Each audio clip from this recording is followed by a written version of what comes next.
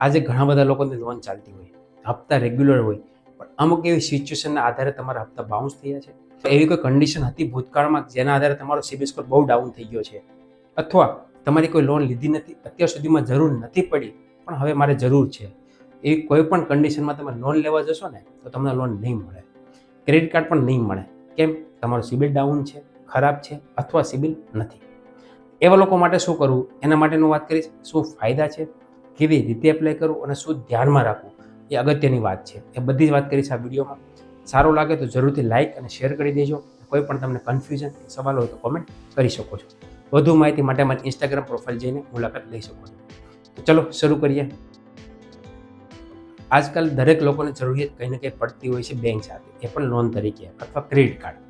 હવે જ્યારે તમે કોઈ પણ લોન લેવા જાઓ છો ને ત્યાં લોન નથી મળતી, સિબિલ ખરાબ છે. બે જ વસ્તુ અહીંયા આવશે કે સિબિલ છે અથવા સિબિલ બગડી ગયો છે. આ બે જ વસ્તુઓ છે, એના સિવાયની કોઈ વસ્તુ નહીં આવે.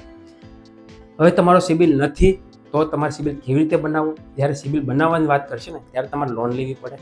હવે લોન લેવા જશો ત્યારે તમને કહેશે કે તમારો સિબિલ નથી તો તમને લોન નહીં મળે. તો આ કન્ફ્યુઝન છે. તમારે કરવું શું? બીજું, તમારો સિબિલ ખરાબ છે, બહુ ઓછો છે, 600થી 550થી 600 થઈ ગયો છે સ્કોર. હવે તમારો સ્કોર વધારવા માટે શું કરવું પડે? તમારે કોઈ પણ પ્રકારની લોન લેવી પડે. હવે જે લોન લેવા જશો ત્યારે પણ આ જ સવાલ આવશે. તમારો સિબિલ ખરાબ છે, તમને લોન નહીં મળે. સિબિલ ખરાબ છે, તમને ક્રેડિટ કાર્ડ નહીં મળે. તો હવે કરવું શું? સિબિલ સુધારવા માટે પણ લોન જોઈતી છે, નથી આપતા. સિબિલ નથી, સિબિલ બનાવવા માટે જોઈતી છે તો પણ લોન નથી આપતા. બનાવવાનું એક જ સોલ્યુશન છે. વાત કરું, ઘણા બધા રસ્તા છે. તમે ગોલ્ડ લોન લઈ શકો છો, એ પણ એક રસ્તો છે. અથવા બીજો જે રસ્તાની વાત કરીશ આજે, જે છે એફડી બેઝ ક્રેડિટ કાર્ડ. જ્યાં ક્રેડિટ કાર્ડ તમને 100% મળશે. એ તમારો સિબિલ સ્કોર ગમે તેટલો હોય કે સિબિલ હોય કે ના હોય, બરાબર. હવે એના માટે શું પ્રોસેસ એ પહેલાં હું લિંક ડિસ્ક્રિપ્શનમાં આપેલી છે, તેના પર ક્લિક કરીને તમારી ડિટેલ્સ ભરવાની છે. ડિટેલ્સ ભરશો ત્યારબાદ તમારી પ્રોફાઇલ કમ્પ્લીટ કરવાની છે, વિડીયો કેવાયસી કરવાનું છે, જેમાં તમારો ઓરિજિનલ પાન કાર્ડ વિડીયો કોલમાં બતાવવાનો આવે છે અને સેલ્ફી લેશે, બસ. ત્યારબાદ તમારો એકાઉન્ટ એક્ટિવેટ થઈ જશે. એકાઉન્ટ એક્ટિવેટ થયા બાદ તમારે કરવાની હોય છે એફડી, મતલબ ફિક્સ્ડ ડિપોઝિટ. હવે અહીંયા એક સવાલ આવશે કે ફિક્સ ડિપોઝિટ શું કરવા? આ જે ક્રેડિટ કાર્ડ છે તમને ફિક્સ ડિપોઝિટની આધારે આપે છે. મતલબ કે તમે જેટલી ફિક્સ ડિપોઝિટ મૂકો છો, માનો કે તમે મિનિમમ 5,000 રૂપિયા છે, તો તમે 5,000ની મૂકો છો ને તો તમને 4,500ની લિમિટ આપશે ક્રેડિટ કાર્ડની. મતલબ કે ફિક્સ ડિપોઝિટ છે એ તમને વ્યાજ મળશે. એનું જે 6% કે 7% જે કંઈ વાર્ષિક વ્યાજ હોય ને એ તમને દર વર્ષે ઇન્ટરેસ્ટ જમા થઈ જશે, બરાબર. એફડી તમારી સિક્યોર છે. બીજું, એની સામે તમને ક્રેડિટ કાર્ડ આપે છે 4500 રૂપિયાનો, જે તમે ક્રેડિટ કાર્ડનો યુઝ કરી શકો છો. કોઈ મૂવી ટિકિટ છે, રિચાર્જ છે, એવી કોઈ પણ જગ્યાએ તમે યુઝ કરી શકો છો. તો ક્રેડિટ કાર્ડ છે તમને ઇન્સ્ટન્ટ ઇસ્યુ થઈ જશે તમારી એપ્લિકેશનમાં. ફિઝિકલ તમે રિક્વેસ્ટ નાખશો ત્યારબાદ તમારા ડિલિવરી એડ્રેસ પર આવી જશે, બરાબર. ડિજિટલ કાર્ડ આવે તેનાથી પણ તમે યુઝ કરી શકો છો. આ હા તો એફડી બેઝ ક્રેડિટ કાર્ડ. એમાંથી કરવાનું છું, કાર્ડ નીકળી જાય એનો મતલબ એ નથી કે તમારું સિબિલ બનતો થઈ જશે, નહીં. એનો તમારે યુઝ કરવો પડશે. અને હા, બીજી વાત દોસ્તો, તમે જે ક્રેડિટ કાર્ડ ઇસ્યુ કરો છો આમાં કોઈ પણ પ્રકારનો ચાર્જ નથી. કે ઘણા ક્રેડિટ કાર્ડમાં તમે જોતા હશો કે 500 રૂપિયા કે 1,500 રૂપિયા કે 3,000 રૂપિયા ચાર્જ હોય છે વાર્ષિક. આમાં કોઈ પણ પ્રકારનો ચાર્જ નથી, 100% ફ્રી છે.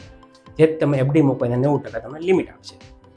તમે 10,000ની એફડી મૂકો છો 9,000 આપશે, 50,000ની એફડી મૂકો છો તો 45,000 રૂપિયાની લિમિટ આપશે, બરાબર. જેટલી એફડી મૂકો મિનિમમ 5,000 રૂપિયા એફડી છે. બીજી વાત, હવે ક્રેડિટ કાર્ડ આવે છે ને તો અહીંયા એક સવાલ બીજો આવે છે. ક્રેડિટ કાર્ડ ઘણા લોકો યુઝ નથી કરતા અથવા સમજ નથી પડતી. જો તમે ક્રેડિટ કાર્ડ વિશે જાણતા હોય તો સારી વાત છે કે ક્રેડિટ કાર્ડમાં બિલ આવતું હોય છે તો તમારે સાયકલ જ્યારે આવે છે સ્ટાર્ટિંગમાં 45 દિવસ હોય છે, ત્યારબાદ તમારે 30 દિવસ ફેરવવાનું હોય છે, મતલબ ભરવાનું હોય છે, એ ખબર છે. પણ જે લોકો પાસે ક્રેડિટ કાર્ડ નથી, પહેલી વાર લઈ છે સિબિલ બનાવવા માટે, એને કહી દો કે ક્રેડિટ કાર્ડ આવે છે એનો મતલબ એ નથી કે તમારું સિબિલ ચાલુ થઈ જશે, એને તમારે વાપરવું પડશે. હવે અહીંયા એક પ્રોબ્લેમ આવે છે કે 4500 રૂપિયાની લિમિટ આવેલી છે, એમ સમજો. તો એનો મતલબ નથી કે 4500 પૂરા રૂપિયા વાપરવા પડે. એમાં તમે ખાલી એક રિચાર્જ કરો ને. હું તમને એવી સલાહ આપું, એક જ રસ્તો કરવાનો તમારે. દર મહિને રિચાર્જ તો કરતા હશો તમારા મોબાઈલનું, ઘરમાં તો તમારા મોબાઈલનું, બરાબર છે. 99 રૂપિયાનું રિચાર્જ હોય, અથવા માનો કે 199 રૂપિયાનું રિચાર્જ છે. તમારે શું કરવાનું? એક જ રિચાર્જ કરવાનું 199 રૂપિયાનું, અથવા 99 રૂપિયા કે જે કંઈ હોય એક રિચાર્જ કરવાનું.